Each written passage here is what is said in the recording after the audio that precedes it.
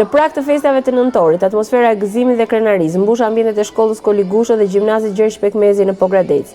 Nxënësit e klasës së dytë, nën kujdesin dhe përkushtimin e mësuese Çeleta Capo, kanë përgatitur me shumë dashuri, vargje, këngë dhe vizatime kushtuar historisë së lavdishme të popullit shqiptar. Me zërat e tyre të pastër dhe me emocionin e fëmijëve, ata përcjellin mesazhin e rëndësishëm të dashurisë për atë dheun. Ndërkohë, nxënësit e gjimnazit Gjergj Pekmezi sjellën një program të gjerë artistik ku përfshihen recitime, dramatizime historike dhe këngë patriotike që na kthejnë pas në kohë drejt ditëve të shpalljes së pavarësisë dhe çlirimit të vendit.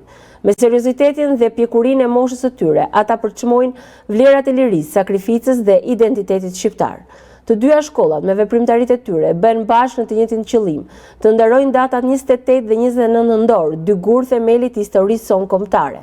Këto festa janë një kujtesë se liria dhe pavarësia kërkojnë dashuri për vendin, punë dhe qëndresë, dhe më e bukur është se kjo frym po përcjellet tek brezat e rinj që sot mbushin skenën me buzëqeshjen dhe krenarinë shqiptare.